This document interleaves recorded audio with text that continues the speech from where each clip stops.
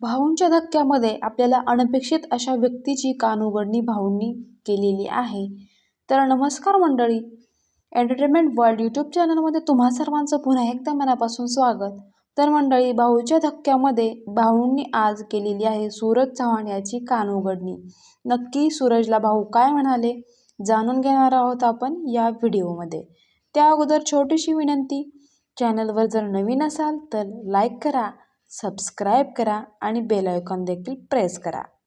तर मंडळी, प्रदर्शित झालेल्या प्रोमोनुसार भाऊ सूरजला असं म्हणतात की सूरज, तुम्ही आठवड्याभर घरामध्ये मला कॅप्टन व्हायचे असं बोलत असता आणि जेव्हा कॅप्टन बनायची वेळ येते तेव्हा तुम्हाला कोणी कन्व्हिन्स केलं की तुम्ही लगेच तुमचं कॅप्टन पद सोडून मोकळे होता.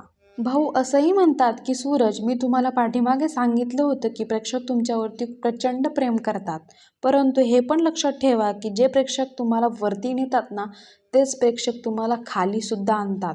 अशा कडक शब्दात भाऊंनी सूरजची चांगलेच कान उघडले आहेत. मंडळी, सूरजचा चाहता वर्ग भरपूर असल्यामुळे त्यांची सर्वांची इच्छा होती की सूरजने कॅप्टन पदासाठी तयार व्हायला हवं होतं.